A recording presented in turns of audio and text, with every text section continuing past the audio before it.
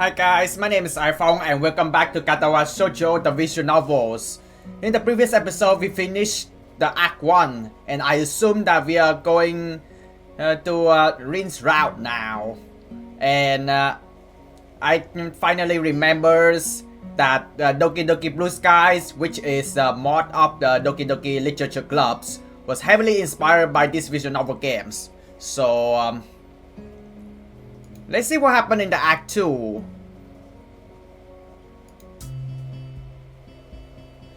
It's already 8:30, but this morning class has not yet begun. We were supposed to have physics, but the teachers is nowhere to be seen. Had I known this beforehand, I would have slipped in too.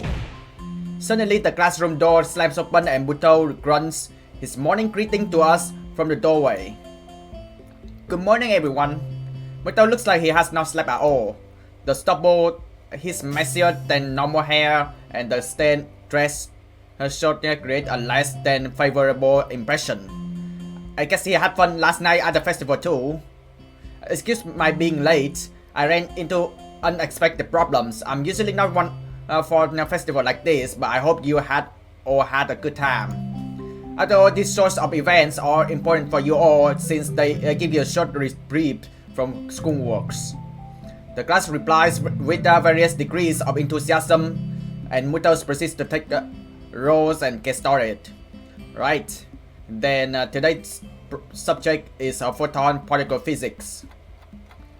Also in the previous episode, I had to censor the illustrations. I really don't want to censor because I'm one of those people anti-censorship, and I feel like censor things will kind of disrespect the illustrators, because illustrators spend a lot of time to do all the rotoscopings and do a lot of art illustrations for graffitis in the previous episodes. But yeah, I don't own these social medias. There's nothing I can do. And we are living in the era that social media is AI, so I have no choice to censor the art illustrations graffiti in the previous episode. I feel so bad, and I know there's gonna be illustrators behind these visual novels maybe get angry because their art piece being censored. But it sucks because I'm not in Japan, and Japan bans censorship, which a lot of people around the world would happy about. But I'm not in Japan. I'm in USA, and yeah,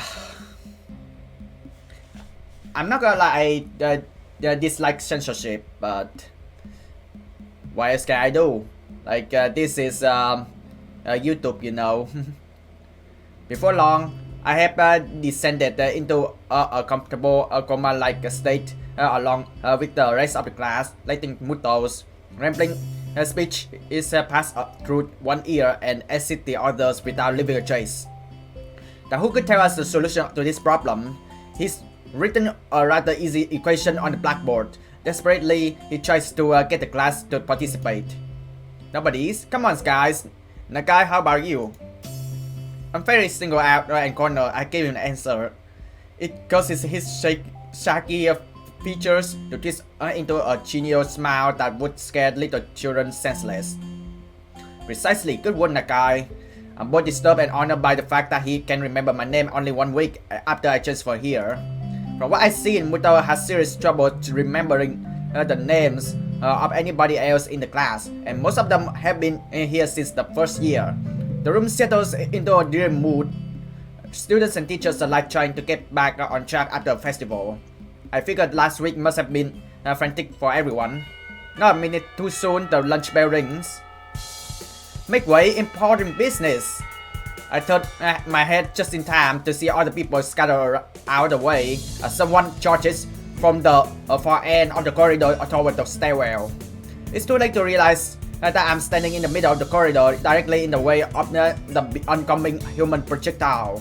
I try to skip back towards the doorway. Unfortunately, the person running towards me dodges in the same directions. In the following Following fractions of a second, several things come to mind in sequence, yet almost simultaneously. First, I recognize that the girl who is on a collision course with me and is Emi. Second, I realize that it feels somehow very natural to be tackled by Emi once again. I could feel almost comfortable if not for the reflexive panic and terror. Third, Emi seems to be carrying a foot-tall stack of papers while running in the hallway. She crashes into me, but at least the impact was a grazing one on my arm this time. Owie, why does this always happen to me? Because you're running in the hallway, Emi. Jeez, I wonder, could it possibly have anything to do with you running through the corridor like you were on fire? She whimpers regretfully, looking like a puppy. The sight makes me regret my snappish comment the very instant it emerges from my lips. But I was in a hurry. I can tell. Sorry. Don't worry about it. Emi wails weakly one last time and rubs her forehead as if to expel the ache while her gaze sweeps over the hallway floor. As she noticed her neat stack of papers spread all over the floor in one big mess, she lets out a horrified yelp. The printouts. Oh no, what am I going to do? Teachers will give me a head up if they get dirty. They're probably fine. Let's gather them back up. It won't be a problem. We quickly round up the papers and Emi tries to sort the scattered piles in her hands back into the orderly stack it was. Where are you going? Nowhere in particular, I guess. I didn't want to be left alone with Muto in the classroom. I think he has a hangover.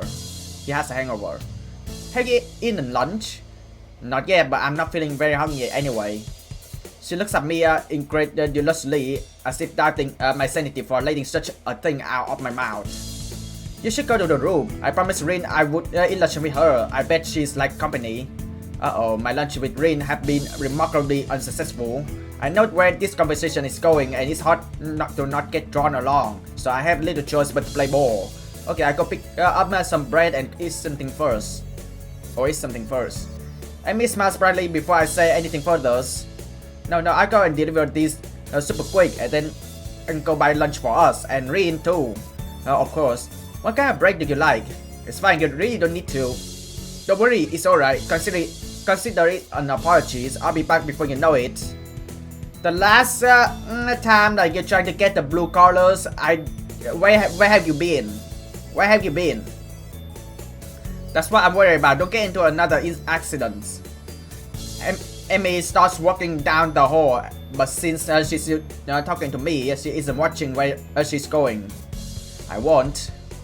Famous last word. She already jogging down the stairs as she shouted that not so reassuring promise back to me.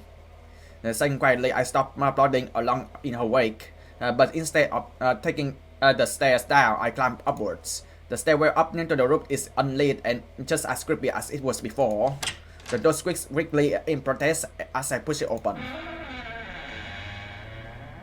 Rin is there too, like Emi said, lying on her back at the other end of the pebble-covered rooftop for some reason. Predicting something unnecessarily strange again, I walk to her as slowly as possible. Hello.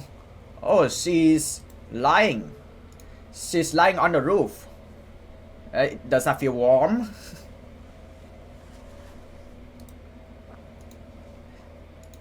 She sounds very drowsy as she says that, stretching the end of the word with a slurred voice. Despite that, her eyes are wide open. Oh, the shadows. I looked at her, my shadow overlapped her face. I really like the shadow working. I know that you guys and girls are getting so annoyed every time I show image, but you have to appreciate the art, man. I really like when the illustrators pay attention and always giving more details on where the our main character is standing and where Rin actually standing in the previous episode in front of the gravity and do some shadow works, which I totally like. I look down at her, my shadow overlapping her face. What are you doing? Rin raises an eyebrows. I thought you had a heart problem, not an eye problem. She answers, challenging the rationale of a perfectly valid question without even tilting her head to look at me. Smart comments of infuriating. The worst thing is that I'm not sure if she is doing it on purpose or not. Alright then, let me rephrase. Why are you lying on your back on the rooftop? She gives her lazy shrugs and sniffs dismissively. I'm trying to experience. People probably don't do this enough. What exactly are you trying to experience here? I can't really tell, but there's probably a reason people don't do whatever. She playing dodgeball with me again, answering my attempt at small talk riddles. I don't want to puzzle out, but I don't want to ignore her either. Yeah, but the reason is that everyone is too busy with their lives to pay attention to the really important things, like watching the sky. She tears her gaze away from the sky and finally looks straight at me. The penetrating dimness of her eyes, once she focuses them on something, is startling. You know, if you were a girl, I would be able to see your... If I was a girl, I wouldn't come this close to anyone who tried to sneak a peek at my... I have that much common sense. I wouldn't rather, but sometimes it can be avoided. Like now, for example, to tell you the truth, I don't really want to pick at your things though.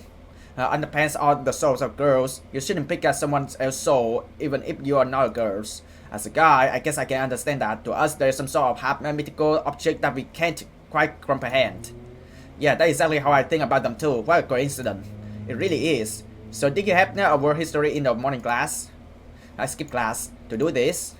Well, I'm not actually doing what it looks like I'm doing, or at least I think what I'm doing doesn't look like what I look like, but from your perspective, probably. Yeah, I skipped class to do this. I guess whatever your reason is as good as any. Keeping in the tired feeling in my legs, I sit down on the roof next to Rin. The people are not the most comfortable bed in the world, but if she can stand it, then I should be able to do as well. What are you waiting for? Try it. I bend my neck backward to take a look where she's looking. The silver blue sky, dotted by herds of cloud sheep, fills my field of visions entirely. While it's pretty, the view is nothing special even though the weather is fair. I skip a shock, trying my best to imitate the nonchalant manner which Rin seems to have evolved to perfection, and lie down on my back. The stone spoke on my back and through my thin shirts whenever I shift my weight even a little, forcing me to keep it as still as possible. I try to ignore the discomfort in myself, instead concentrating on the vastness over us. Far above, the summer clouds trips soundlessly across the door of the sky. Neither of us has anything more to say. The silence covers the rooftop. The subdued noises of students on their lunch break, cicadas on the tree, and traffic buzzing past the school are humming pleasantly somewhere in the background. Listen, I had a great time today. Yesterday. I had a great time yesterday. You too? Well, to be honest, no, but it was alright. It was probably the longest time I ever sat in one place without doing anything, which is kinda impressive. I tried to make it sound as convincing as possible. Is that impressive? I think it is. I'm usually too restless to do anything like that. I think I had a good time too.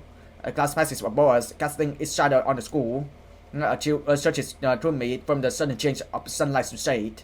I realize that summer is not in its full bloom quite yet. The only measure of time passing is the slow pace of the clouds moving towards the town.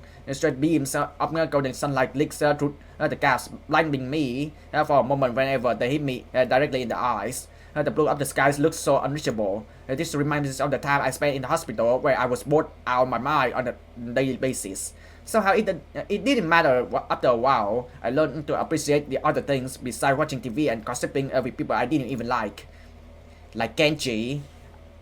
I'm not gonna like Kenji weirded me out.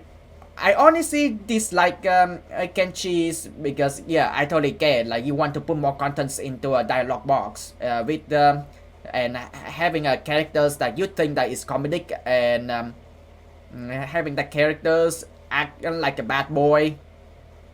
But I'm not gonna lie that I get bored with that trope, man. I really get bored with that trope. A comprehensive sensation of calmness spreads from my side to my other senses, finally hitting my brain. An airplane zooms by, and leaving two things conscious in its wake like a pair of chalk lines drawn from one end of the skies to the others. I wonder where it's heading. The loading of its engines carries all the way down to my ears, although it's barely audible over the racket from the squad. It's nice, but I don't understand why this is more important than going to class. Isn't it good to do something you like every once in a while? Of course, but what are you doing? Amy has snuck up on us without even noticing and is only a step away from me, holding several packages wrapped in plastic film in her arms. She leans on forward and picks over me, overshadowing my face almost exactly the same way I overshadowed Rim before. I wonder how weird this looks, the two of us lying on our backs on the rooftop. That's what I asked too. I wouldn't be more concerned about what you're doing. If I were you, I wouldn't come that close to people who could see your... Rin! Amy's voice is scandalized, but she quickly takes a step backward, pressing her hands against the front of her skirt so abruptly that the parcels of bread she was carrying fall. I quickly averted my eyes and glanced angrily at Rin. She pretends not to see me. It isn't like that, right? Right. Amy goes at Rin and scratches down to pick up the package. She wipes the dust off them and skips lightly around me to Rin's other side where she set herself down. Anyway, here's the bread. Sorry, it took a while. That's alright, thanks for treating me. I put myself up into a sitting position and gratefully accept the bread Amy is offering. All three of us ravenously dig into the simple meal. The bread is surprisingly decent and readily fills my stomach. I'm not gonna lie, like I actually dislike like when I lying on the roof and then suddenly the girls having prosthetic leg on top of me, because like I don't want to be stepped on, you know, with especially with a prosthetic leg, the metal stick leg, because that hurt, you know. I follow from the corner of my eyes the skill which Rin handles her bread between her feet. I haven't seen you on the track in a few days.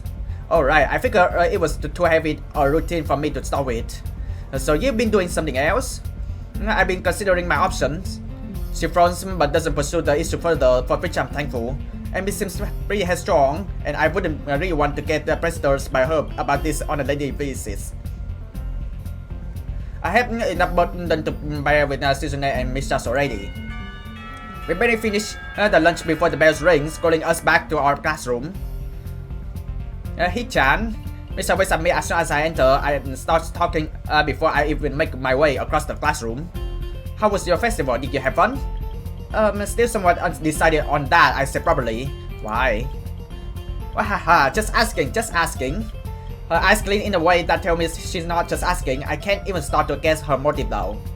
As the wait time entrance of the English teacher prevents us from talking further, Misha goes back to blame me. The paper chat, okay. I was there all day with Shi-chan. We had a lot of fun. Weren't you supposed to be doing work? Don't worry, everything went really well. I don't reply to that and she leaves me alone after Shizune demands her attentions. My own attention on the other hand is directed out the window. Now that I look at it from here, though the window and the foliage is just outside, the sky seems smaller.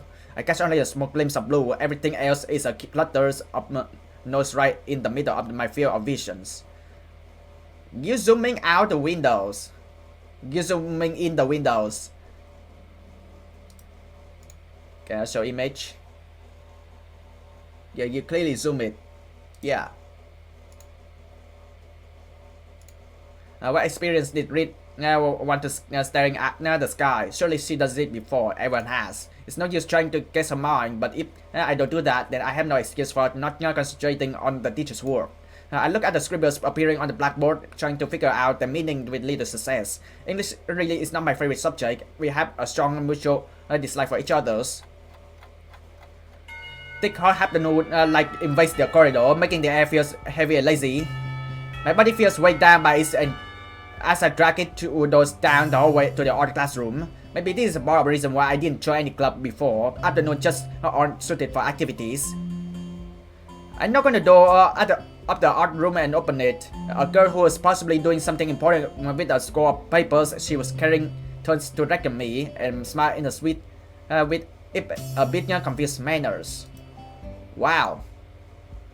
The art club thing is actually more people than I think. I thought it was just only Rin, Emi, and me. But it turns out there's more in that. 1, 2, 3, 4, 5 members. Oh, it could be more. Oh, yeah. Oh, God. Hello. This is an art club, right? Yeah, you're interested in joining? Yeah, in fact, I might already have done so, but we see. I give her a weak smile and her own wedding a notch, making me feel less nervous. Great, have a seat then. We'll start when the teachers get here. Well, he's out. Welcome to the art club.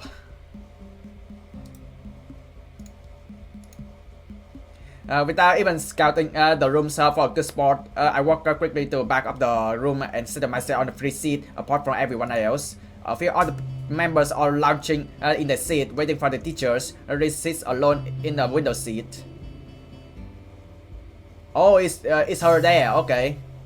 Looking outside, she's the only person here that I know, although the guy I never really gotten along with from my own class is here too. Nobody else comes to greet me, maybe introduction or left for later, so I just settle for silent observation as well. One boy has sunglasses on and outside indoors where we not at Yamako. I bet he's the blind student Rinz was talking about. The way proves her to be extremely short. Nomiya walks over to stand behind his desk in 3 long strides, then gives her a smile and a flamboyant greeting. Good afternoon, everyone. First thing first, his out there is the new members, so everyone get along with him. He winks at me unsettlingly. All 8 members of the clubs, including myself, answer his greeting with considerably less enthusiasm. Still, people finally straighten up in a seat and begin to pay attention. I think so you still have projects to work on, so please continue with those if you like. As for the rest, I was thinking that today we could do some rough study. How does that sound? Nobody answers except with some unintelligible murmurs, which Nobia apparently interprets as unanimous approval. Alright then, everyone not working on the project, choose a partner and draw a sketch of one another's. You should be able to complete this today, but if not, we can continue it next time, or even do it again if you find it interesting. Remember to pay attention to lighting and shadows, and give it your best. Pairing up, I feel pretty awkward about it, hardly knowing anyone here. I wish someone would ask me to be their partners. People stand up and move their chairs closer together, but nobody comes to me. Pretty soon, everyone else has paired up. A friend teams up with each other, but I'm left alone. Well, there is Rin. She's sitting on the furthest corner of the classroom, still staring out the windows and seemingly uninterested in taking part of the exercise. Since she's the only other one without a partner, I walk to her seat. I can't see her face because her hair is covering most of it, and she's looking away from me. Rin, I go out to her, but no response. Hey, want to partner up? You're the only one I know here. She seems to finally acknowledge my presence, head turning like a robot as she looks to see who is addressing her. Rin doesn't answer, and I don't want to repeat the question either. I'm sure she heard it in the first time. Why doesn't she say anything? It can't be such an awful fate to be paired up with me, can it? She doesn't look at my face and instead stares directly at my chest and stomach. Oh, okay, why not? Okay, good. Great, I get the stuff first. Looking at the equipment and Nomiya has prepared for today's meeting confused me. Instead of grabbing or pencils, we are apparently supposed to do ink sketches. I never done anything like that before. The teacher, however, is confident in my ability to adapt to this medium. Simple. First you do the outline in ink. You let them dry, and then you shade with the diluted ink. This is called India ink. It works like watercolors. If you're uncomfortable with it, use a pen instead of the brush for the outline. Got it. I pick up the paper, water cups, one pen for me, one brush for Rin, and ink for both of us. Then return to Rin. Grabbing a vacated chair from nearby, I see myself directly opposite her. Do you want me to do it with my foot or my mouth? What did you just say? She tilts her head and her brows forming questioning arches, as if she doesn't understand that I didn't understand the question. I don't mind trying either way. You look better than if I do it with my foot though. With your foot, then if it's all the same to you. Nothing answer. Rin gets up from her seat and kicks her off her sandals. In true fluid motion, she picks up the paper sheets and drops it on the floor, then snatches the brush between her toes before sitting on the floor in a weird half cross-legs position. After I see her doing everything with her feet already, from eating and painting, this display of dexterity is so prodigious that I just stare at her stunned. Rin contemplates her blank paper intently. The sharp tips of her brush hovers over the paper in anticipation. When she raises her head to see if I'm ready, I quickly turn my face away. I go first, make a pose. What kind of pose? It doesn't matter, that's the point. You have to make the sketch of the impressions you get, not decide beforehand. I end up just sitting in my chair, my hands hanging limply between my knees. I look at her, she's looking at me for a moment before beginning. Instead, it's piercing but impassive, as if she was trying to absorb upon me into her own cell. I feel like I'm physically shrinking under the pressure of her gaze. I get the feeling that for the first time since we met, Rin is actually looking at me instead of in my general direction. She sketches with confidence but sweeps of the delicate brush, not caring about the potentially destructive consequences of the accidentally misplaced stroke. After she happy with the outline, she stands up to pose for me, stretching her back and legs. This time she doesn't look at me, instead Rin lets her gaze wander around the room. I'm relieved. It's easier to stare at someone when they aren't staring back at you. Even so, I find it hard to get the sketch going. I'm not especially artistically talented, so I'm scared my portrait would turn into something disfigured, especially when compared to my partner's skill. I don't want to embarrass myself too badly on the first try. Rin is not helping the process either. She doesn't stand still for even 10 seconds, tilting her head from side to side to judge her drawing, biting at her lower lips, looking unsatisfied, and constantly shuffling around like she was on hot course. I finally managed to make some headway on my sketch, and with my outlines done, we both start inking in the shadow and light. Namiya passes by and remarks on the beginnings of our sketches. Very good, standing figures is easier for the beginner to get a grasp of, but I didn't choose the pose. I look at him and then at Rin in confusion, but he is already moving on to the next pair, and Rin seems unresponsive. Just like when she was painting the mural, Rin has become so engrossed with her work that it seems she has shut me. The classroom and the entire world itself out from her own little sphere of existence. Every now and then she leans backward,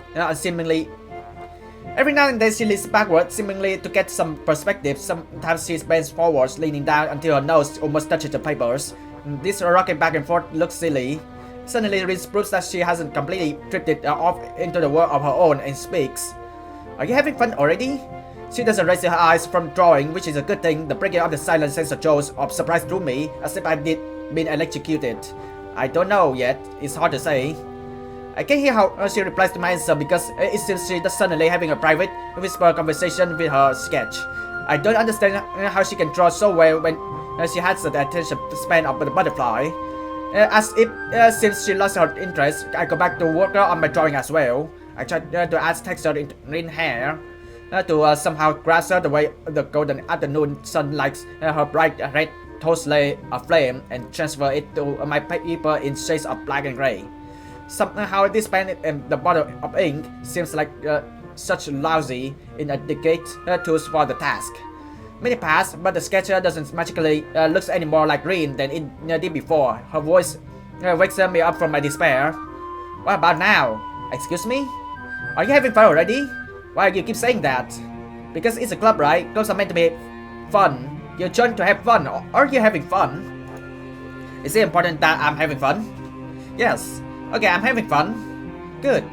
I wonder if I said that just to please her or if I really meant it. I can't really decide which it was. I don't hate it though. I can honestly say that much. It's good enough for now.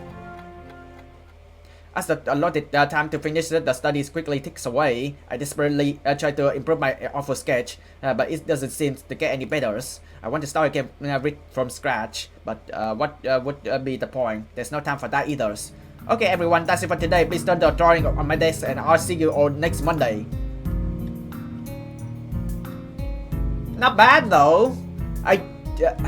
In real life I draw worse. because like in the art class, like I feel like the teachers like don't teach the students how to shade pretty well, how to like coloring shadow pretty well though.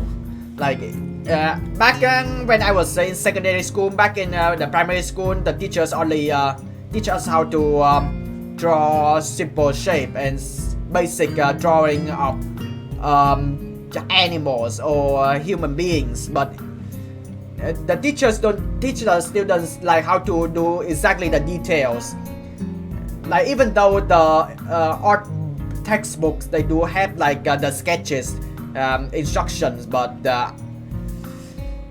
yeah, like the teachers not being serious about teaching students like that. So yeah, I'm not good at illustrating, I'm not good at drawing, and yeah, which is pretty sad. I really wish that the educational systems in Vietnam could have been better, but I'm really glad that there's a lot of talented illustrators in Vietnam actually find a way to self-educated, learn how to draw, learn how to shadow works, and learn how to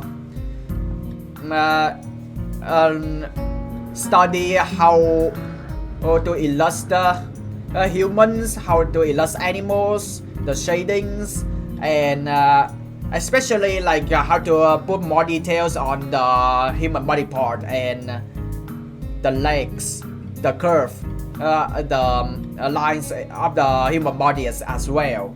And yeah, I guess my portrait, it doesn't exactly look like Rin. I guess you could say it portrays her, but that might be a bit generous. I'm not gonna lie, like, that's not bad, Hisao. That's not bad. The nose and jaw looks hideous and the shading is terrible. I can do worst. Granted, it's my first attempt at drawing with ink, but it's still pretty bad. That's not bad. She sneaked up behind me while I was lost in thought. Dang it, I was hoping I could smuggle the portrait to the teachers without you seeing it. Why? I'm not really happy with it. I wish I could draw better. That reminds me of most of the animation studios, they asking for newcomers, are you happy with your art? And if the answer you said no, then you have to keep drawing again. Practice make perfect until you're satisfied. Then the animation studios approve the works and start to bring it to either manga's illustration, either like novel covers or manga covers, or they can even put it in the animes. Art is not easy, you know. You just need some practice. Could you take my drawing to the teachers too? Curious myself about how the sketch turns out. I picked out the picture from the way Rin was drawing. It looks like she was really into it. In the previous episode, when I see the animation introducing Act 2 for Rin, she's suddenly I don't know, like suddenly she was drawing on the canvas with her toe, feet, and then suddenly the next scenes, like things suddenly goes horror, and I don't know what's going to happen next though. Curious myself about how the sketch turns out. I picked out the picture from the way Rin was drawing. It looks like she was really into it. Oh, that's pretty cool. It's excellent. Somehow the seemingly arbitrary stroke comes together to form an image of my face, from the shades of my chin to the messy hair to the somewhat gloomy expression. Also, like back then, like when the teachers tells the students, back when I was in secondary and primary school, yeah, the teachers tells the students to do shadowings, like draw circles, balls, or draw a rectangular box, and do some shadowings, like the shading with the pencils. But when actually drawing to the human like this, like the teachers back then, they don't tell the students like the shadow working at the back of the humans.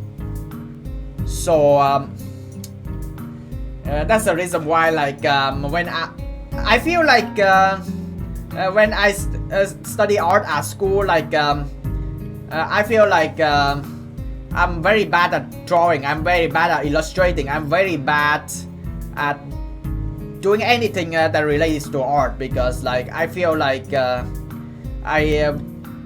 teachers, like, to be honest, like, that's my experience. Like, I feel like the teachers, like, they just don't serious on teaching the students art enough, sadly. I'm not gonna lie though, like, you guys and girls, like, you guys gonna tell me that I'm blaming the teachers, I'm blaming the education system, but back then I was a little kid. I was a little kid in primary school. I was a little kid in secondary school. And yes, I do check the textbooks on what we're supposed to learn. But the teachers, they don't do lecture about it pretty well. They don't instruct the students how to do things pretty well, seriously. So, like, they just draw the scenery, just draw the human, just draw the animal, just draw the patterns of the squares, and they go for the days, like, not teaching everything to the students, which is kind of sad. I wish I can learn more from the teachers' lectures instead of forcing the students to, like, read the textbooks by ourselves. Then the teachers don't do much lectures, and it just feels like the lectures very boring, you know.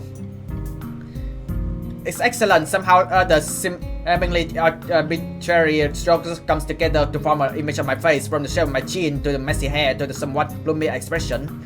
Oh yeah, the feeling of the art as well. Her sketch blows my mind, and this is when I have to save. How many data slot for the save? How many data slot? I feel like it's infinite. Okay, so I can say I wish I was good as you. Well, I wish I was that good. I kind of embarrass myself. But if you have to be me to be as good as me, I don't think you want to be me. No, I guess not, but maybe just some sort of approximation then. I take a closer look at her work. It's still glistening with the slowly drying ink. I really like when the dialogue said, like, take a closer look, and then the image start to zoom in. You know, I look kind of grim here. You do look kind of grim. I mean, I agree, but it's also true otherwise too. Like this you, not the you I made. I'm not gonna lie, like, the teachers back in my primary school and secondary school, they don't tell the student anything about drawing the impression face, the emotion on the face. They tell us absolutely nothing. It's just like drawing the face and send smiley, the C smile, and that's it. And you go for the day. Man. I do? I think so, at least. A simple statement makes me suddenly feel incredibly self-conscious. I feel like I need a mirror right now to confirm or debunk Rin. It's a nasty feeling. Maybe it's just her. I hope it's just her, and that I don't like that sketch to everyone. It's a good sketch, but somehow I get a really oppressive feeling from it. Oppressive feeling of it. I see. Anyway, it looks really good. You really are amazing. Thanks, I'm glad I could draw you. You are an interesting person. You're an interesting person too, but that didn't help me much. My self-deprecation has no limit today, but Rin ignores it all. I knew that it could never compare, but to see the difference between my own eyes is quite humbling. See, I tried to make you look like you think a lot, since you did a lot of thinking. And yeah, I might have overdone the fed up with life expression, but cynics are like that, right? I want to retort something snappy, but Nomiya gives me no time to think, ushering us to the door. Hurry up, you two. While we been chatting, to the rest of the clubs has taken their leaves. I will pick up our drawings and take them to the teacher's desk before hurrying after Rin, who has already left the classroom. She is not in the She is not in the hallway, also not in the library though. To my surprise, I wonder where she managed to run up to in a few seconds. It would have been nice to talk more. Well, not that I have much to say, except maybe get back at her for calling me a cynic. It's surprisingly late. I already got used to school ending at the same time every day, so I can feel the extra hours in my head and my gut. My growing stomach reminds me that I'm absolutely ravenous. I'm so hungry that I dare to try anything at the cafeteria staff has deemed edible. Even when I see today's delicacy, fried mystery lumps, my steely resolve doesn't fade. I stuff the dinners down without tasting it at all, which is probably for the best. I don't have much homework to do, but what little I have won't get done by itself, so I stroll towards the dormitories. Preparing for the post-homework flu, I knock on Kenshi's door. He responds from the other side. Although I can't make out what he said, I check the door, but it's locked. After several seconds, the lock clicks open and he opens the door. Hi, hey. I borrowed the book. The library was already closed after I got away from my club meeting. He is squinting even more than usual and his eyebrows are twisting nervously. Club? That's dangerous, man. Indoctrination, groupthink, brainwashing, you name it. High school clubs saw the seed of conspiracy. Do you know how many secret societies have grown up from high school clubs? Watch your back and don't get to steep. Watch your back and don't get too deep in. You might not come back. Okay, Kenji, so how about that book? Sure, but return them and don't spoil any of my book. No drink, no food stain, no body fluids. Capiche? Sure, thanks. Instead of letting me in, he retreats from the door, closing it again. After a few seconds, he returns with the stack of critic books and hands them over to me. Opening the topmost one, a familiar emblem stamp on the copyright page greets me. Your books, they are from the school library. They are now mine. You stole these? What are you talking about, man? I've been liberating these from the oppressive feminist movement that control the library. Please say oppressive feminist movements doesn't mean that poor librarian girls, you girls, she couldn't even oppress the wet towel. Kenshi turns away, mumbling something I can't make out, and closes the door behind him. Before going to my own room, I enter the bathroom while washing my hand, and my eyes catch my reflection from a mirror above the sink. I try to look for the Nessa saw me, but it's just the usual me inside the mirror that stare back. You look cool, actually. You look pretty cool, I'm not gonna lie. Even when I show image, the image zoom out, and I really like it. Don't worry about like if it was like stop image midway. It's actually zoom out and either zoom out or zoom in, and I really like that when like people can press the show image and people can appreciate the illustration. I really like it. The art, the animation for this visual novel is so far awesome, and also boy, you look good. As I attempt to tell myself that this is what I always look like, but I realize I don't remember what I looked like half a year ago. Oh, I catch it already. Okay. Okay.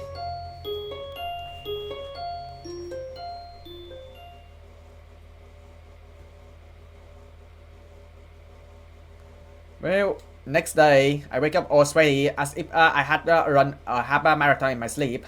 I don't recall sleeping badly. It sends a little bit of worry through me. I wouldn't want to have my heart acting up without being able to notice it. Still, apart from this odd exhaustion right after waking up, I'm feeling just fine. My mind is like sandpaper and I have nothing to drink, so I have to go all the way to the bathroom to take my bath. On impulse, I decide to take a shower while I'm at it.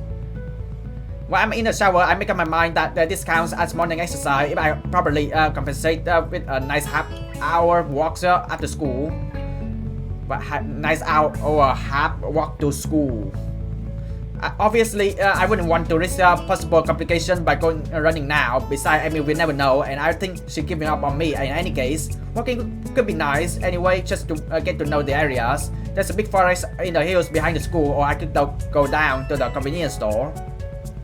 But still, dabbing the moistures off my skin, I set out to find a uniform. I quickly button up my shirt and put on my pants before going outside. Normally during this time of the year, I'll be eagerly awaiting summer vacation, having only been at school for a little over a week. I don't really have that kind of feeling. Still savoring the school life and considering the shop and awkward turn my life has taken, I haven't had the time to become preoccupied with getting free over it. Besides, once vacation hits, it would be a nice surprise for me if I'm not expecting it, especially with the end of the term itself looming ahead. At least I don't have any catching up to do with my study. My diligence has finally paid off. I pushed myself past the boy gathered in the doorway and flopped into my seat. From the corner of my eye, I can see Susan and Misha pause their unavoidably animated conversation and turns almost simultaneously in my direction. They clearly want something from me. I can tell from the way Susan and Misha smile. It's too obnoxious, bright to be sincere and too calculated to be spontaneous. Good morning. Her greeting is made up 100% cheers and bursting energy. Morning. I failed to put either of those into my response. You don't look very energetic. No wonders. I don't feel very energetic either. I think I didn't sleep well, but I'm not sure. She slaps me in the back of grins. Cheers up a bit. It's a great day. I catch Susan's eye. She has a strange, focused expression on her face, but she furrows her brow a little bit at the direct eyes contact and look away. For a moment, I think that Susan caught a glimpse of my worries somehow, and is pondering how to respond, but then she quickly straightened her glasses and with them her expression. Anyway, we are wondering if you're still interested in that student council position because we are going to make an offer that you can't decline. Wait, what? I wasn't really interested in the first place. You're putting words in my mouth. Not as such.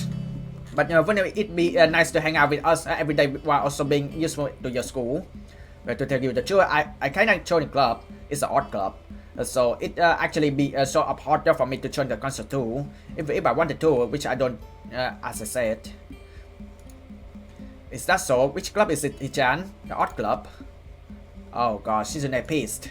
Shizune eyes glint in a sinister way as she scowls at me. With the way she looks, I'll be expecting the art club to lose its funding before the lunch break, or the art teacher to mysteriously disappear from the face of the earth. Before she managed to comment, the teachers finally entered the classroom, getting Shizune and Misha on my back, and sending everyone rummaging in the bags for books and pens. I did join the art clubs, but the first meeting didn't really boost my confidence. I'm not really sure what I'm looking for. I'm doing this for. I wish I could draw like Green, but I don't know what I would do if I could. To what end would I use such a skill? I don't really know. Ignoring the teacher's inducing voice, I opened my notebook to an empty page and pressed the needle's sharp graphite tips up the pencils onto it. What to draw? I can't really think of anything good to draw. I see that. As I hesitate and raise my hand, I make a black marker left on the previously blank paper seems aggravating. I can't even seem to get to the starting line, let alone get started. It's almost a physical feeling of being held back. Annoyingly, it reminds me of my failed attempt at the jogging with Emi. I look out of the window in desperation. Right then, a smoke board takes flight from one of the cherry trees that grows everywhere on the school ground. I can't really see it clearly, and it's not like I could tell a tiny bird from others, but I pick it as my subject anyway.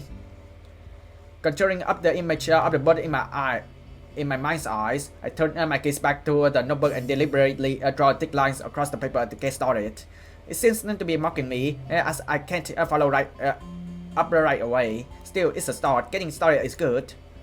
I slowly sketch the picture on the notebook page, the image in my brain becoming clearer as the drawing takes shapes. It's really nothing, just that nameless nothing but on papers. But that's not important. My hesitation fades into the background along with the teacher's voice as I continue my struggles. The factor form a simple pattern in my mind, but on paper it's a mess of too many rough lines despite my best efforts. But at least like you have the make this bird having feather, you know, like fur. Like look at that. I realized that I don't really know what a bird's wing should look like, even if I try to think about it. I even put the pencil down and closed my eye for a moment, trying to trace the shape of a wing in my mind. Being this serious about it all, up the sudden makes me feel a little frustrated. Our class in the middle school was the easy class in between exhausting subjects like math or Japanese. But this other side of to art, the one that you can see when you don't just fall lap. That's a good illustration. Like you did highlight the bird's feet, and you did highlight the detail on the feathers, but wings as well. Eyes looks good though. Beaks looks good. Your drawing will be better, Hisao. I'm not gonna lie. It's almost like a complete different things. Hichan. I look up to see Trigger staring at me. Misha and Suzune have carried the chairs to my desk and are now standing by my side looking at my drawing. How long have you been here? I think you need more practice. I mean, it's not perfect yet, but it's getting better. Trust Hisao. Trust him. Suzune draws a few sharp signs in the air between herself and Misha. She just agrees. Rin said the exact same thing yesterday, but why did it sound less condescending? You shouldn't just before I'm finished. Besides, don't you know it's bad luck to see an unfinished piece of work? That reminds me of Rin. Misha cracks in exuberant laughter. What? Don't be silly, there's no way that could be true. Whatever. Suzune eyebrows furrows dangerously and the movements of her hands becomes abrupt like a slashing of the knife. You should learn to take a constructive criticism better. I would if you actually offer some. I know I'm getting too defensive and that Suzune is taking advantage of it, but I can't have it. What are you two doing here anyway? Misha wagged her fingers admonishingly at my nose. Hichan, were you not listening to the teacher at all? We have a group assignment now. I nod obliquely and let them take the lead. So what do you think about the lesson for today? Not much of anything, I didn't listen a word of it. Misha slaps her forehead and shakes her head cheekily. What are you going to do with you, Hichan? What are we going to do with you, Hichan? Because you, you practice drawing and it's good. Your drawing will be better soon. But this is not art class. Okay, so get focus. Luckily, Suzune and Misha together are more effective than 3 or 4 normal people, so I can mostly slack out on the assignment. I try my best to offer at least some assistance, but I end up being mostly useless. The teacher skips us in class in 5 minutes, past the lunch bells, but eventually lets us off the hook. I quickly stuff my books into the bag, while Suzune and Misha carry their chairs back to their own seats. The failure of the both drawings, watching and then you drawing, ends up crumples and stuff in my pocket as I hurry outside. That's it? Not going to the art club at all? Okay. After that morning class and throughout the week, I keep bumping into Rin. Hello. This is somewhat natural as our classroom are adjacent, but rather than just cross paths in the hallway that people regularly do, we seem to pause at the sides of each other's. We invariably end up talking a little bit or just silently hanging out together. I think I'm getting used to being quiet in Rin's company as it doesn't feel as awkward anymore. I am by nature somewhat introverted like her, so we fit together well. I think it's actually an anomaly for someone in this school to be so quiet. Most people here seem to love socializing. It's something that I noticed already, even though I haven't been here very long. People here talk a lot and they talk all the time. It's a rare case when I see someone sitting alone just spacing out or whatever. Obviously there are people like that here too, like Hanako girl and myself, just to name 2 from my own class, but overall they are a minority. At any rate, I wouldn't exactly call what Rin and I do socializing either, but it's something at least. These occurrences themselves don't bother me, but the fact that they happen at all does. I hesitate to say that we are drawn together by something, but we certainly act as we are. However, this sense of budding friendships is completely wrecked every time Rin opens her mouth. Can I listen to your heartbeat? She says this or something else about us outrageous, and I have to take fan of whatever her mind has cooked up during the preceding class of a subject that she is not interested in. It seems Rin has taken a shine to my heart condition as some kind of an extension of her interest in the other disabilities that people will have, that people here have, and the consequences of such afflictions.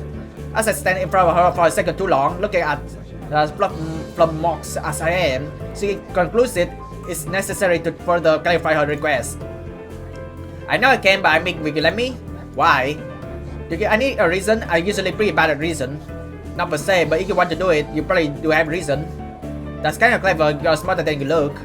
Also, I'd rather you not. I think these things should be private. True, because they crowd at the back and suddenly you just listen to my heart in public and then a lot of people will like, oh, are you two couples? Yeah, let's do it in private. Private, I can tell you something though. If it amuses you, I'm pretty sure it will. My heartbeat does sound very weird, but because of the, condition, and I hear it all the time. So you're paranoid. It's not a question, it's a statement. No, I'm not paranoid. The doctor said that a normal attention to heartbeat is a common symptom of my condition. So for you, it's normal to be paranoid. It's not a question either. One could also say that me being like this in the first place isn't normal either, but what the heck. Paranoia fits me fine. I don't think it's something that actually can fit anyone or anywhere. I ate an orange today for breakfast. How was it? I'm really proud of myself managing to keep up with Rin's sudden change of topics. Excellent, I don't remember where I last ate an orange because it's annoying to peel one. It's on a list of things I want to learn properly. How come you ate one then? Emi has some, so she peels one for me. Good for you. Rin stretches her back and yawns and says nothing further. She throws at me a glance from the corner of her eyes while she's watching people pass by, but I couldn't say why. I realize though that this is the first time I talk naturally about my condition with anyone, in a way. A group of boys walk past us to Rin's classroom, but she doesn't pay them any mind. They pay none to her either. My mind wanders up, spurred by the silence. Maybe I should let her listen to my heart. It's not like it matters. Nothing really matters as much at the end of the day. I mean, yeah, but not in public, in private, in somewhere that you two alone, alright? Not in the middle of the crowd at the back. Maybe I should have let her listen to my heart. It's not like it matters. Nothing really matters as much at the end of the day. I start feeling depressed for no reason again. It's like a tidal waves out of nowhere ruling over my consciousness, submerging me underwaters. I feel like a sigh. I feel a sigh coming out of my mouth and turn away from Rin, pretending to read a poster on the wall. It's an advertisement for a school festival promoting an event almost a week past. The difference between me and Rin is that I'll be more likely than not pass away before turning 30, while she can not eat orange without help. I can't decide which one of us worse off. I try to grasp the passage of time, but it seems hard. I still used to the rhythm of the hospital where trivialities such as a day of the week or times of the day didn't really matter. Everything was the same no matter what. Rediscovering the significance of time is an oddly disorienting experience, and I find myself enjoying the fact that I can categorize events in this fashion. The relevancy of the ticking clock is surprisingly delightful, and I decide to start wearing an analog wristwatch, something I didn't used to do before. Finally, asked Rin on Thursday about something that been bothering me for the entire week. It's already lunchtime. Nice watch. The time is somewhere between 11:08 and 11:07, as my watch doesn't seem to have a hand to show seconds. It's an old-fashioned kind of with a black leather strap and titanium casing. It doesn't look flashy, but the wristwatch doesn't need to. Hey, remember that sketch you made for me? How you said I look grim and gloomy or something? I'd like to know what you mean by that. She gives me a weird look and tilts her head a few degrees to the left, but doesn't say anything for a while. Well, you see, we know each other for 2 weeks and I haven't seen you smile for even once. Her striking observation gives me pause. Have I stopped smiling? I have to take what she said as truth. She has no reason to lie. Something about the way she puts it annoys me. I frown at Rin, then try to correct my expression to look less depressed. I haven't been in the cheeriest of moods during the past few months or so. This is true. Does it show so much that someone like Rin can tell after so little contact with me? Should I try to smile more at Rin? And maybe she could appreciate it. Having such a neutral face herself almost all the time. Have I really stopped smiling? I see. Should I smile more? I don't mind either way, be as you are. You can't help being his anyway. but it bothers you. I just noticed it, that's all. Amy skips along the hallway, jumps to a shop stop when she reaches us, and lightly past Green's shoulders. Ready for lunch? Depends on what lunch is today. Remember that's still from March, never again that. Let's go anyway, I'm starving. As they are about to depart, Amy turns from her friend to me, seemingly as an afterthought, and smiles charmingly. By the way, he sound. Her tone is way too sweet and soft to be sincere. I can't stand the chap about to be sprung upon me by this miniature hell devil. I know what she's about to say even before she continues because I've been trying to avoid her all week. I still haven't seen you at the chat this entire week. Maybe I've been there when you haven't. That's impossible. I'm there all the time. But you sleep and go to class. I do those at the same time as you do. Yeah, I know. I just haven't been able to pick myself up. Don't write me out to the nurse, okay? Running isn't my thing, and I haven't come up with a good alternative. Why don't you come to the track meet this weekend? Maybe you get inspired. Track meet? Yeah, people from the few other schools comes here for some friendly track and field action. It's on Sunday afternoon. I can't think of any reason not to go. Sure, I'll come and cheer for you. I guess you'll be running. Of course, you'll get to see me beat them all. But by now, if I don't get something to eat, I'll pass away. See you later. Bye, Rin. I promise I'll smile next time. I go after her as a bit of the afterthought. Afterward, I feel embarrassed about it and I wonder why I say anything at all. Alright, he's still like trying to smile in the mirrors. That night, when I doubtly certain that Kenships will be watching in the bathroom, I look in the mirror and smile at my reflections. The me in the mirror smiling at the me in the bathroom looks awfully fake.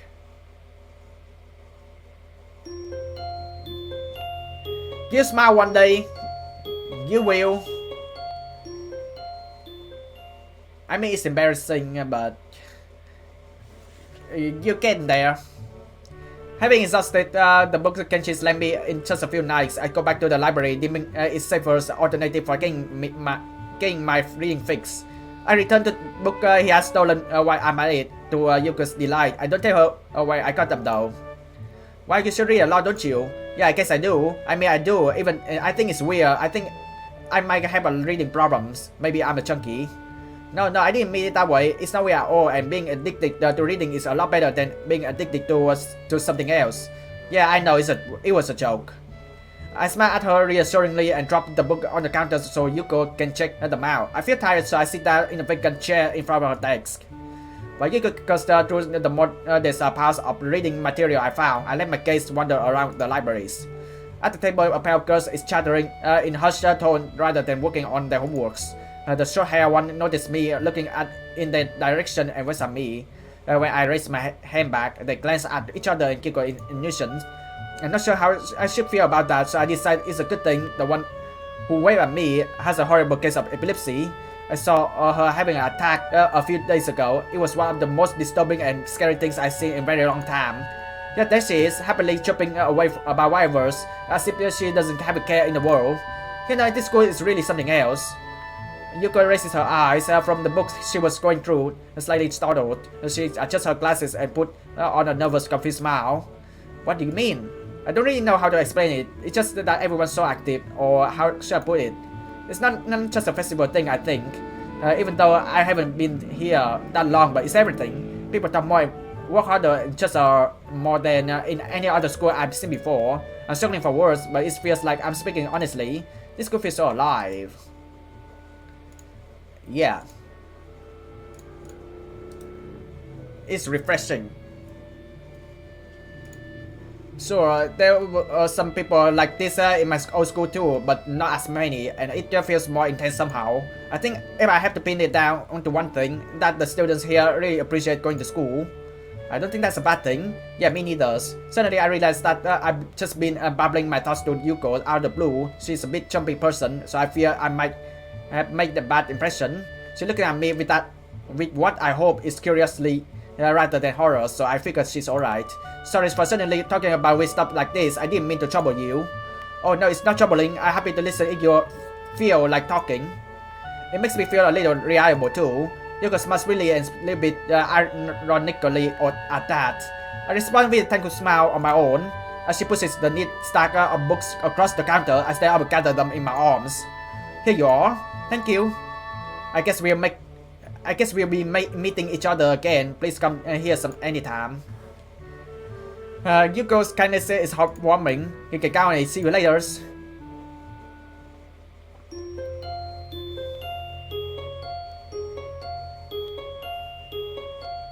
Okay. The morning after Jack meets greets me with a brilliant sunshine from the crystal blue sky. While I leisurely stroll towards the track, I decide this is a good sign of what. I'm not sure. This event is as exciting for me as it seems to be for a large portion of the student body. I'm even less interested in watching sports than I'm in participating, but cheering for Emi is a good cause. I'm not expecting this to be any sort of amazing and spectacular experience, but it can't hurt. I'll probably be spending the time reading while cool up in my room otherwise. When I approach the bleachers, I spot Rin emerging from the crowd right before she spot me. You came. Of course, I said I would, didn't I? That doesn't necessarily imply that you had to follow through. Lots of people say things and don't mean them. Well, I don't. Rin shrugs, seemingly bored with our conversation. She turns on her heel and heads back toward the stand. So, are you excited about this? Not really. Me neither. Then why did you came? Why did you come? Why did you? She doesn't reply. Also, I decided not to either. We enter the bleachers and Rin nods upwards. Up there, Rin leads away and soon we settle down on an almost empty bench. Oh, who are you? There's an older woman sitting next to Rin. Someone mother's, I assume. She got rather long hair done up in a braid. On seeing Rin, she keeps her an oddly familiar seeming grin. Well, this is surprising. I thought you went to get a snack. No, boy. Huh? This is no good. The woman laughs at Rin and shakes her head, apparently unable to find a comeback for that. I know the feeling. Well, I suppose you always been to go out for one thing and bring back others. But I'm being rude. I haven't introduced myself. I'm Meiko Ibarasaki, or Ibarasaki Meiko. I'm sure that if you know this girl, you at least met my daughter too. Pleased to meet you. But that's explaining she's a taller, older, more motherly Emi. So she's Emi's mother. Okay. Apart from her hair being somewhat darker than the daughter's, there's really no mistaking the resemblance. Sorry, I'm Hisao, Nakai Hisao. Nice to meet you. I'm Tezuka Rin. Mr. Ibarasaki laughs again. She really does resemble her offspring, and then leans back a little on her seat and raises an eyebrow. So now that we all know each other, how long have you and Rin been dating? Good question though. My response consists of silence as my brain suddenly lurches into gears, but just before I can begin to utter a hastily babbled explanation, Amy's mother bursts into laughter again. You're a blusher, aren't you? I don't know if there's any way to keep my dignity in this situation, so I settle for a mumbled response. We're not. I know, but it's funny to watch you squirm. I'm sorry, forgive a woman for her amusement. She shook again to herself. A woman? She sure doesn't look that old to me. I suppose I can let it go. Oh, accidentally click. How kind of you? It's nothing. Oh, are we doing a baton run or we are doing 100 meters? Also, like, you have prosthetic legs. Yeah. The prosthetic legs are running ahead, but you're in the outer area, so it's kind of the... I don't know if this like the same meters or is a disadvantage, because I feel like you're running outside is like having more distance than for those who are running nearly inside. I don't know how running works. Let me know in the comments down below, like how running tournaments works, please. Correct me, okay?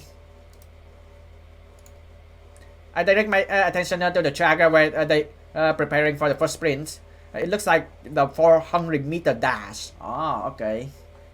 It would be better if you let Emi run 100 meters though, because she has prosthetic leg. and having 400-meter dash. Oh wow, she's stronger than everyone thinks. She's really athletic. She should join the Olympics. My eyes scan the runners before finding Emi. She's smiling with an almost cocky look on her face. The start race is a pistol, and everyone runs. Oh god, that's a lot of disabilities. Emi exploded off the block, disappearing from the starting line in the blurs. Yeah, I'm sorry. The art's so good. You guys and girls keep annoying that I keep showing image, but the art is so good. And this visual novel was released before 100 meters movie too. And people back then way ahead using rotoscope already. And I look up on the internet and try to find out what is rotoscope, and rotoscope has been there in art for very long time. And I really like when more people wants to bring the realism to the visual novels and animes and movies. I really like it because like it makes people have to views cartoons, views animes, views movies in the different way. Emi explodes up the block, disappearing from the starting line in the blur. It's amazing, even another sprinter covers on the lanes closest to the inside lanes. Emi searches to the front of the pack. By the time she runs the final turn, a few of the other runners have caught up with her, but she puts the final burst of speed that leaves them at least a half second behind. Look at how pretty the art illustration it is. It's rotoscoping. Look how awesome rotoscoping it is. Like, I don't understand why people are hating on rotoscoping. I'm not gonna lie though, it looks so real. The art looks so real. And then watching 100 meters, the anime movies, and man, you have to appreciate the scene. You have to appreciate the recording and the photos, picturings, and then they go back to the studios and then they try to redraw it again. I really like it. I really like it. I really like it when the illustrators like they want to bring the realism to the animes, to visual novels and movies. Like we need more of them like this though. But still, I like 2D art style, but having realism into the movie animes works and more rotoscoping, it feels like, oh god, that's impressive. Like you spend a lot of money, you spend a lot of times, and you pour your passion into the visual novels and animes, the movies. Mr. Ibarasaki's whoops and shouts, applauding wildly and generally looking like any other parents cheering on the child. Emiest bounced up the track looking pleased with herself. I cheer right along with the rest of them. The announcer, sounding suspiciously like Misha's, playfully gives the results. I think she's gotten faster since the last time. That was incredible. Thanks to practice make perfect. Mr. Ibirasaki grins proudly. Emiest a hacker of the runners. With a silent as the next event prepares to start. I'm surprised to see Emiest striding out onto the track again. Wait, didn't she just run? Emiest mutters nods. Yes, but she runs multiple events for the team, especially the sprint. It's a lot of running, but Emiest can handle it. From the looks of things, she's right. Emiest doesn't appear to be tired, as if she hadn't run the previous event at all. If not for the sweat visible on her shirt, you never know. Which event is this? It's the 200-meter dash. Oh, okay, from 400 meters to 200 meters. She do this one, the 100 meters. Let's go! The 100-meter run and the relay. I see. Once again with the pistol sounds, and once again Emiest flies up the block. The thumping sound draws my attention away from the race. It's Rin's foot. She seems completely absorbed in the race. Emiest's mother cheers again, and I assume that the race is over. Sprinters seem to me like they take very long to complete. Your foot? Your foot was bouncing on the bleachers. Oh, it seems pretty into this stuff. I'm surprised. I thought you would say this wouldn't be exciting. I suppose you're right. It's not that interesting, but I'm watching Emi, not a sport. I don't follow. Emi is the most Emi when she runs. You don't get to see Emi at her Emiest very often. But here you can see. She directs my attention towards the track again when the 100-meter dash is about to start. Alright, here we go. We're going to run 100 meters. I watch Emi closely as she gets onto the starter blocks. Her whole body seems to relax, but it's a forced relaxation. I can see that she's actually like a coil spring. As the starter tells everyone to get set, her head snaps up and her eyes narrow slightly. Her mouth curls upward in what could be a grin and could be a growl. When the pistol goes off, it's as if she's been unleashed from the cage, like she was always moving at this blinding speed. But we couldn't see it happening until the starter pistol dispelled the illusion of the motionlessness. As soon as she crosses the finish line, finish line, the fierce looks was replaced by her number green. Her conquering general returning to his form. Amazing! She's really amazing. I never seen someone move that fast. Well, don't look at me. I'm far too relaxed to run that fast. No, I think Emi's prowess all came from her father's side. At the mention of Emi's father, Mr. Ibarasaki looks wistful, almost sad. He got her into running, you know.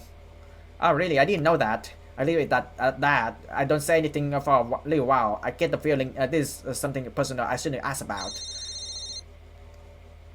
A beeping noise suddenly emanates from Mr. Ibarasaki's pocket. Reaching into it, she pulls out the cell phone and looks at it. Honestly, text message? What is he, 16? Oh, nothing. I got her to come meet up with a friend of mine. Will you tell Emiest I'm very proud of her and that I'll call her later tonight? Of course. While waiting for a relay to start, I peer Rin. She seems uninterested in her surroundings, myself included. Man, the mothers not get to see her daughters watching Emi's relay. The remark she made there before is still stuck in my head. Emi's the most Emi when she runs. It does make sense that as I think of it. After seeing her run now, I can't believe that Emi keeps her all on the track. Sports are more than a hobby or even a competition to her. They are defining aspect of her life. What about Rin then? Does she feel the same way about art? Considering the persistence she displays before the festival, I could easily believe it. Did I see Rin at her most Rins when she was painting in the mural?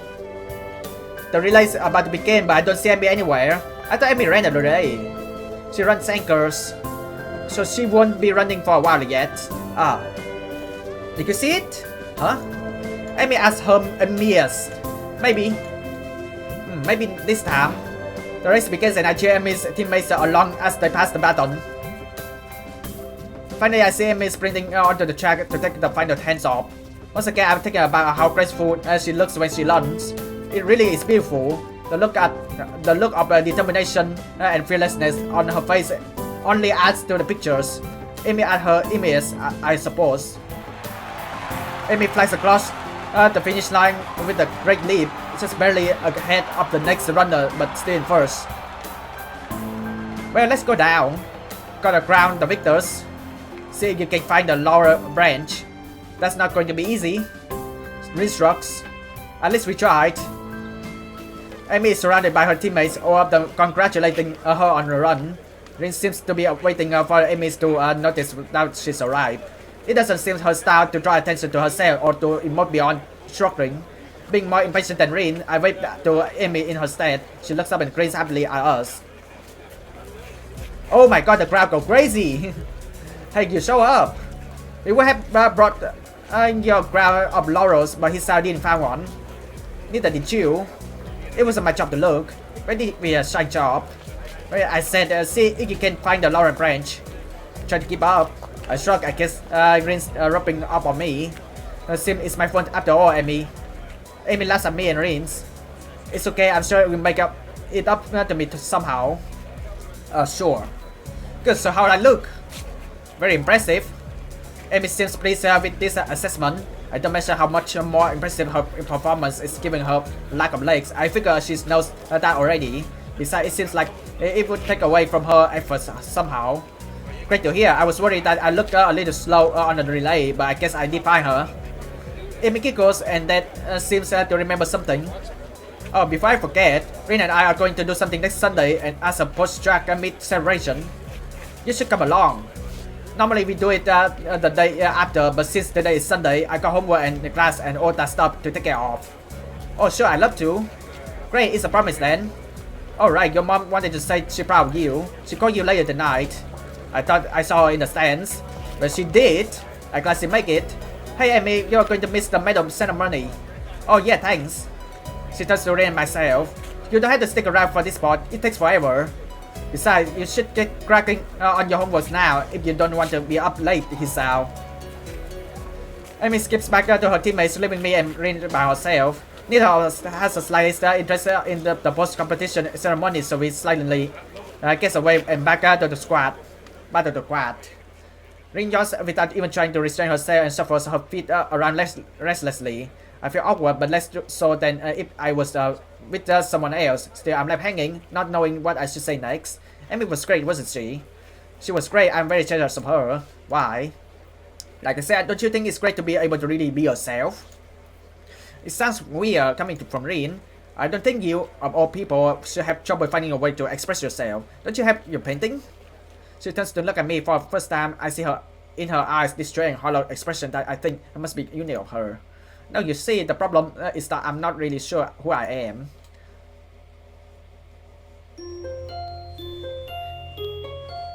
We are trying to make his sound to have more expressive and smile more.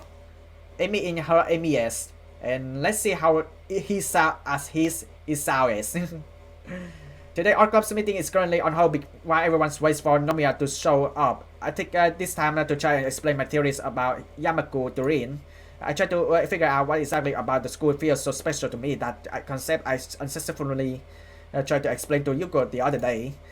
It's still difficult, but the chat meet and the time I spend observing my fellow students have helped my ideas mature a little. Have you noticed that people talk all the time? I can't really explain it, but once again I tried to explain my observation. I struggling forwards. The student body is heavily Greek, and I'm only now beginning to make sense of the intricate grouping and popularity networks, and yet the feeling of being part of the group is stronger here than I remember it being in my old school. I'm trying to say that this school isn't like the other school, or at least the students aren't, even after discounting the obvious. Do you know what I mean? I don't know what you mean. Oh wait, whatever then. I want to pursue this issue, but at that point, Nomiya arrives. Nomiya is an art teacher, a dude with big belly. Okay, I'm not going to body shaming. The teacher is wiping a sweat from his forehead with a handkerchief and breathing rather heavily. He quickly glances over the room, then settles down a bit. Hello. Apology for being late. Is everyone present? Good. I must confess I haven't really planned anything for today as I've been extremely busy lately, but I'm sure we can come up with something entertaining. Anyone have any suggestion? I was thinking we could have a discussion circle since we haven't had one in a while. I at least found the last one magnificently enjoyable. There are some murmurs here and there, but nobody raises their voice in support or against Nomiya. We could delve into various movements of art, or does someone have a good topic in mind? Come on, throw it out here there. It doesn't matter if it's silly or odd. We can always cook up something interesting. Nobody seems to be brave enough to make such a suggestion. As an awkward silence refuses to be broken, I lift my hand in the air. Oh, our new friend seems to have something on his mind. Speak up, my boy, speak up. Oh, well, I don't know about anyone else, but I always wonder why art exists in the first place. My voice trails off, a silence sets in the room, and nobody makes a follow-up on my meek suggestion. Then the teachers burst in laughter. Oh, excellent. Very good indeed. Right out of the gate with the big one, huh? Fabulous. Chuckling, he shifts some papers around his desk for a few moments. When he's done, he appears to have made some sort of decision. Very well then, let us run with this and see where it gets us, shall we?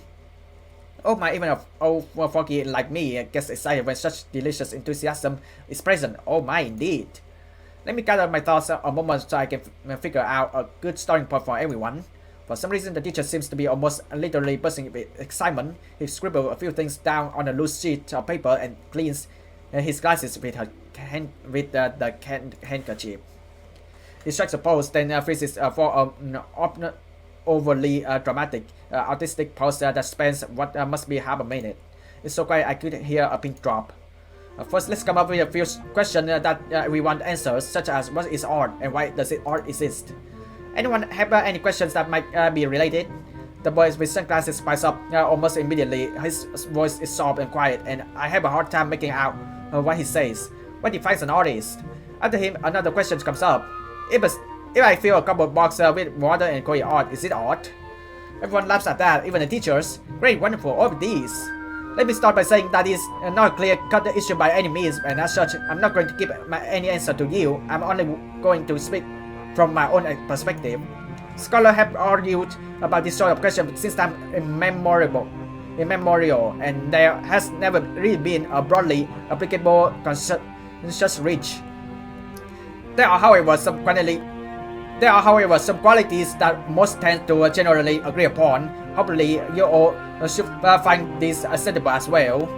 In short, art defines itself. It simply cannot be contained to a definition from the outside, since the boundary of art expand and contract from force within. Every day, someone somewhere comes up with something completely outrageous that challenge any and all preconceptions. The core reason for this is art rather than the rational side of the mind. Art appeals to the intuitions, the instincts, the primal. You would find it very hard to explain why it is that you enjoy some particular style of piece, no? He doesn't wait for a response before continuing. This is exactly why. So art is sort of the wild, uncontrollable things that lurk somewhere deep in your subconscious. Now, why does it exist? Nomiya apparently expects someone to pile up with a guess, but as nobody dares to interrupt his inspired speech, he continues.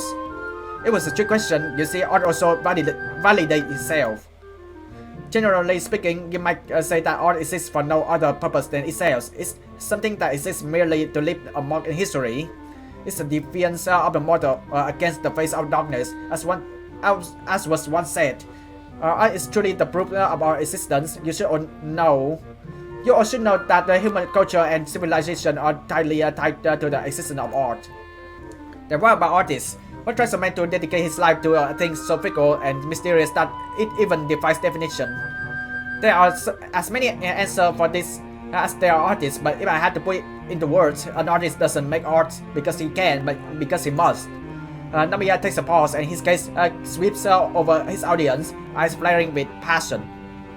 It is obvious that art touches the very soul of each and every human being in one way or another, so if you are given a chance to connect with your fellow man in such a fundamental way, how could you not? There is a poem I'm very much fond of, and I shall recite the most well-known part of it to you now. I feel that for me personally, of all possible things, that it captures best the essence of it, what it means to be an artist. Nomiya leans against the desk as he clears his throat in preparation, looking at some distant place. He utters the words in the heavy afternoon air with his soft bass voice. To see a world in the grain of sand, and a heaven in a wildflower, how infinity in the palms of your hand, and eternity in an hours. There is a solemn and unbelievably awkward silence after he finishes reciting the short fragment. Nobody dares to speak a word. Nomiya clears his throat again. To be an artist is to see the world in a grain of sand. You see, dear children, without art, there would be not much to live for in this world. This is a most profound thing. He is directly touched by this notion. I almost expect to see a tear running down his rough cheek, but it never comes. I turn to Rin and whisper to her, so how is this discussion circle? She shook nonchalantly back at me. The previous ones were the same. To his credit, Nomiya does try to get some debate going, but the club seems to be reluctant to comply. I feel a bit guilty about opening my mouth. Maybe we could be spared from this. As the meeting comes to a close, I realize we haven't once touched any pens today. I feel somewhat disappointed. Nomiya suddenly appears next to us. He seems to be still fired up from the speech he delivers. His cologne smells musky and saccharine. saccharine at the same time, giving me an instant headache. Even though I'm not sensitive to perfume, he is looking at Rin like a hungry wolf. Tezuka, do you remember Mr. Sayonji, who visited us at the festival? I think so. I'm going to tell you something amazing. The thing is, she is very well-known galleries around here. It turns out I might be able to get her to consider having some of the works put on display. He ends his sentence with dramatic gestures. It seems he's expecting Rin to show some sort of joyous, shocker reaction at such grand news, but she's just stare at him blankly. Magnificent, isn't it? This could be a real chance for us to get ahead, girls. But now, I know I know what you're about to say. Yes, it wouldn't be a simple affair, but I think this is an absolutely fantastic opportunity. Frankly, I wouldn't be surprised at all if we make it big. This could be the first step, and then when the word is out, we strike while the iron is hot, right, Nakai? Yeah, it does sound pretty great if you're into that kind of thing. See, we should definitely not let this one pass, am I right? I don't really. Rin seems to be a trouble, but for some reason, I can't figure out why. What Nomiya is saying does indeed sound like a possibly a great thing. She looks pretty down though and confused. I've never seen her like this. So what do you think? Rin looks up to her teacher's glowing face and then back down on her desk. I'll think about it. Nomiya is at last taken slightly aback by Rin's lack of superlative delight. Then he smiles widely at her and gently pats her head. Good girl. The club meeting is finally over, and as I lazily collect my things and help clean up, I start feeling exhausted. For some reason, there isn't much to do, however, so it's over quickly. I catch up to Rin, who left the club room just a moment earlier, not later. I catch up to Rin, who left the club room just a moment earlier, so we're walking down the stairs to the ground floor, while I try to go over Nomiya's passionate speech about art, and Rin seems to be lost in thought. Not an unusual state for her, I learned, but something about her expression makes me feel uneasy. Penny for your thoughts. That'd be too cheap. You're just overpricing your thoughts. I wouldn't be able to say them anyway. I'm not sure what I'm thinking yet. That'd be fraud too, like stealing a candy from a baby. That tab, not fraud. I have to think about what I think. Is this about what the teacher said? Getting your foot put on display and all that? She doesn't answer but stops in her tracks as we reach the lobby. We are the only people around, so it's very quiet. Footsteps echoes from the 3 floors up as someone hurries along the hallway. I think I'm going to go somewhere elsewhere. I think she's really is troubled. Want company? I can't promise much help but with the thinking, but it's not like I have much else to do, and I'm supposed to do some light exercise. If you like. Rin lets me outside to the walls behind the dormitories. There is a small back gate there made from the same wrought iron as the main gate. It leads to the shadowy woodland parks behind the school. The gate is rusty, as if it hasn't seen much use. However, it sits open, so we pass through. It's not forbidden for students to leave the ground, but somehow I feel a little uneasy. A path leads deeper into the forest. Tall Zelkova and maple trees rustle in the wind. The canopies creating patches of chill air hanging in a place where the shadows fall. The forest smells strongly of earth. I almost feel cold, even though the midsummer's day is as hot as ever. Rin stretch ahead like sleepwalkers, so footed, but with no apparent destination in mind. Her thought seems to be somewhere else. I follow a few steps behind, taking more care to watch out where my feet land. The path follows the land uphill at the low angles, sometimes making little detours downhill before climbing back upward. The muted brown and grey trunks line the path on both sides, peppers with ferns and other undergrowth. After a little while, I start getting worried if the path is still wide and clear, so there's no chance of getting lost, but it doesn't look like we have any particular destination. There's nothing wrong with a bit of aimless wandering around, but I don't want to go too so far that I get too tired of walk back. I'm starting to get a little in there and my legs feels heavy. I want to stop and get a chance to catch my breath and rest my leg, but Rin keep on going. Where are we going, or are we going to anywhere at all? Worry tree. I see. So what exactly is the worry tree? It's just a tree like this. She stops in front of the particularly large maple that might or might not be the worry tree. In lush greens, leaves sway lightly in the breeze, blowing through the small clearing we enters. I guess that much. There are people who believe that you must come here to wallow in misery. If you are miserable only by people, I mean me, and the tree isn't really called anything. So if you're miserable, you talk to a tree about it? No, what? You can't talk to trees. What do you think I am? I'm crazy? No, I didn't mean it like that. Or maybe you talk to tree. I'm sorry, I didn't mean to say that you're crazy. Even though you probably are if you talk to trees. I wouldn't recommend it in either case. If people would think you're a weird person, no, just forget it. She looks mildly confused, for which I don't blame her at all. She tilts her head a little to the side, expressions melting back into her usual one. Alright, I'm good at forgetting things. So why are we here? Are you miserable then? I can't read the expression she makes. I hate how bad I am at interpreting Rin's mood. She doesn't answer right away, as if she herself isn't quite certain of her own mood. The blank stare changes into the more difficult expression as she shuffles her way around. Finally, coming to a conclusion, Rin shrugs her shoulders. I've grown to seriously dislike that gestures. It doesn't mean anything. Maybe I just feels like I just feels kind of like sinking underwater. I don't know what I should do. I don't know where I should go. That's all. Maybe it's not a big of a deal, but I thought walking might help. Kind of like if I go somewhere, I would know where I should go. I don't really know if I did. I don't really know if it did. It really would make sense if walking had helped to decide where to go.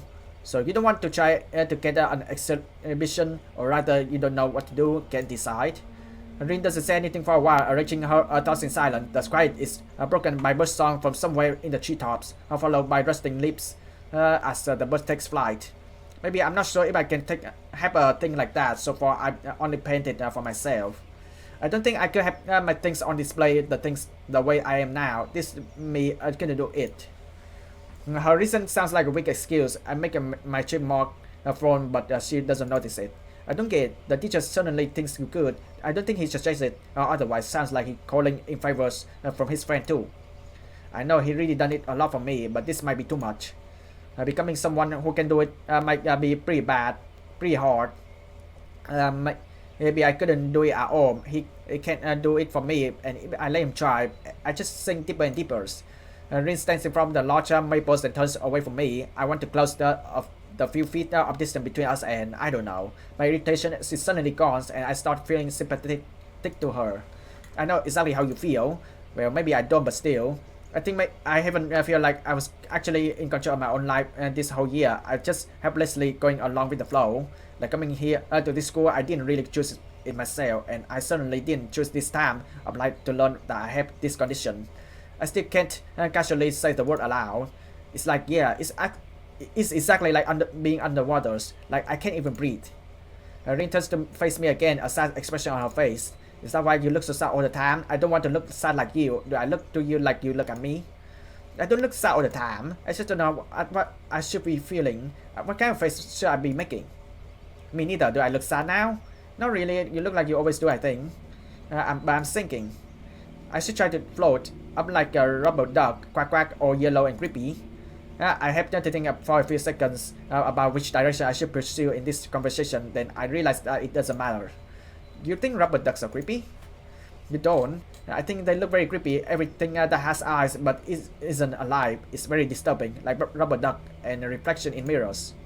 She plops down on the forest bed, leaning on the maple she named the worry tree. After wondering what to do for a minute, I sit down too, 3 feet apart from her. The forest envelopes us in its embrace, and its stillness falls upon the two of us. We sit there without speaking for a long while. I can literally feel the time passing. Patches of sunlight litters the small clearing in the patterns that echoes the maple's canopies. One of them falls directly on me, warming me all the way to the bone. I wonder what I could do for myself and maybe for Rin. For now, I just keep watching her from this distance. Sometimes she cranes her neck all the way back so much that it looks almost painful, and stares up at the small patch of sky visible past the canopies of the worry tree. Sometimes she just stares blankly ahead, as if she's seeing something just beyond her reach. She keeps whispering to herself, but so quietly that I can't hear her, even though I'm sitting right next to her. I only see her lips moving, like she was in the middle of a distant dream. I realize that now. I no longer feel any of the intense loneliness I feel at night just before falling asleep. I might be more like green than I thought. I can't either give up or stay as a martyr under the weight of all the crap in my life, or try to change myself for the better. Her decision is different yet the same, and unlike her, I know for sure that I can't stay like this forever. I have to change. Oh God. Oh God. Okay, so this gonna be decide which route I'm going to follow. I want to be more like Rin or I want to be more like Amy. But sorry guys, I have to let this as a cliffhangers. I'm sorry that this episode is shorter than the previous episode. Don't worry, there's no lackies moments in this episode. But I actually nerfed the audio of the games a little bit quieter than my actual voice, because I feel like the previous episode that my voice is loud, but at the same time the game sound is also way loud, so I have to nerf the audios down a little bit. But guys, let me know in the comments down below if you think that the audios is too quiet for you or too loud for you. Let me know in the comments down below what do you think about the games as well. And if you enjoy these videos, give these videos likes, and if you're new to this channel, don't forget to subscribe if you haven't already, and I will see you in the next video. Bye.